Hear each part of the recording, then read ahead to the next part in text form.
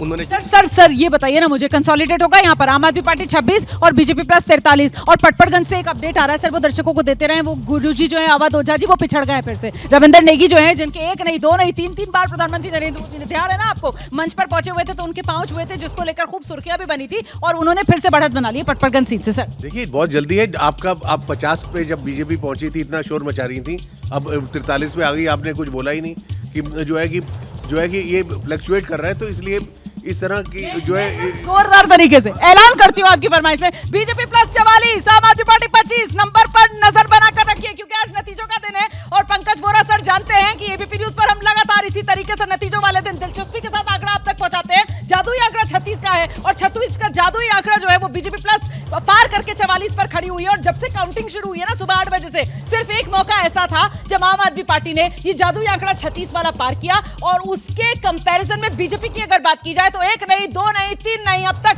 4 बार BJP जो है वो जादुई आंकड़ा 36 वाला पार करके न सिर्फ 40 के आंकड़े को पार करके 50 तक टच करके आई है, बल्कि इस समय बीजेपी प्लस 44 पर है, आम आदमी पार्टी 25 पर है। सर ये तो है, जब हरियाणा का भी इलेक्शन हुआ था 9:25 9:30 बजे तक जो है वो कांग्रेस आगे थी, उसके बाद अगले 5-7 मिनट के अंदर ऐसा रुझान बदला था कि बीजेपी आगे चली गई थी, तो ये तो चलता रहेगा। खेला अभी बाकी है। देखिए उतना भी ज़्यादा नहीं बाकी है। मैं पंकज वोरा सर ठीक कह रहे हैं, हरियाणा का बहुत सही एग्जाम्पल दे रहे हैं, लेकिन फिर भी यहाँ पर असेंबली छोटी है, और चूंकि फील्ड में हम गए थे, लोगों के जो व्यूज़ थे वो पता है, उसके मुताबिक मुझे नहीं लगता कि कोई ज़्यादा फर्क पड़ने वाला है। बीजेपी सरकार बना लेगी। और मैं बताऊँ आपको, शीश महल का जो मुद्दा बनाया बीजेपी ने, जिस तरह से घेराबंदी की, लिकर पॉलिसी को लेकर के, तमाम अलग अलग डेवलपमेंटल मुद्दों पर जिस तरह से घेरा है अरविंद केजरीवाल को, कहीं ना कहीं ये रिफ्लेक्ट किए करता है कि यहाँ के लोगों ने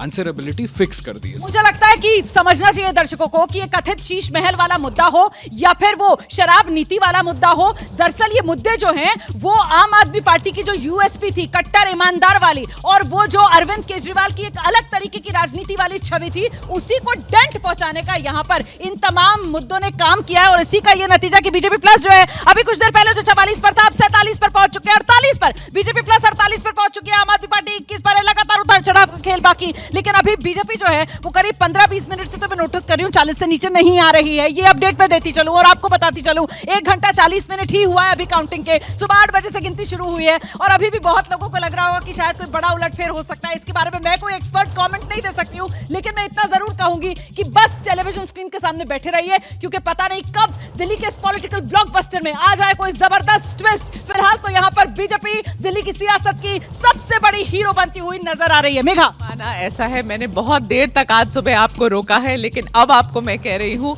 कि ये जो ट्रेंड्स आ रहे हैं, और अभी मैं न्यूज रूम में गई थी, मैंने ईसीआई की डेटा चेक किए हैं, 9 दिखा रहे हैं आम आदमी पार्टी को और 28 दिखा रहे हैं भारतीय जनता पार्टी को, और वो सॉलिडिफाइड ट्रेंड्स हैं। तो मैं अब आपको कह रही हूँ रुमाना, भारतीय जनता पार्टी दिल्ली का अगला सरकार बना रही है। दिल्ली की अगली सरकार बीजेपी की कमल सरकार दिल्ली में, झाड़ू गई सियासत से बाहर दिल्ली की। मैं तो शुरू से रिपीट कर रही हूँ ये बात कि बीजेपी, घबराइए मत, आप इधर आ जाइए, और ये बार बार रिपीट कर रही हूँ कि बीजेपी एज बना रही है और यही आगे चलेगा भी। और आप जैसा कह रही हैं कि ईमानदार छवि जो यूएसपी थी आम आदमी पार्टी, उसको ध्वस्त करने की पूरी रणनीति बीजेपी ने बनाई, और आगे मतलब लड्डू खाएंगे, इससे मत घबराइए आप। यहाँ पर दिखा दीजिए ना आप दर्शकों को, छुपाना क्या है, ये देखिए जरा, यहाँ दिखाइए जरा कैमरा, ये किस तरीके से यहाँ पर कचौड़ियों की भरमार है, और कचौड़ी के साथ यहाँ पर सब्जी भी तैयार है, और जो गेस्ट है हमारे वो पूरी तरीके से यहाँ पर पार्टी मोड में है। फिलहाल इंतजार है, नहीं यहाँ पर भी सैंडविच और बिस्किट, यहाँ पर भी इंतजाम पूरा है। सर देखिए, मैं किसी पार्टी की तरफ से नहीं बैठा, यहाँ पर भी दिया है, लेकिन मैं एक चीज कंसोलिडेट होगा ये आंकड़ा ऐसे। हाँ, मैं वही कहना चाह रहा हूँ कि मैं कुछ देर और रुकना चाहूंगा।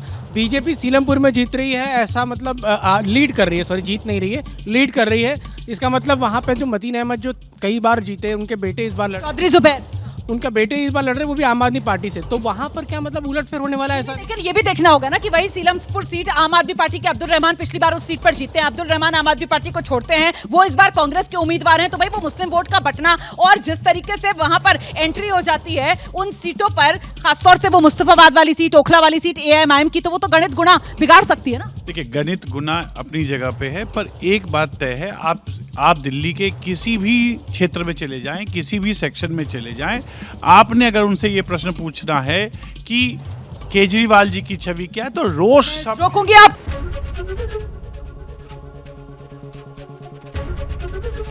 एबीपी गंगा, खबर आपकी, जुबान आपकी।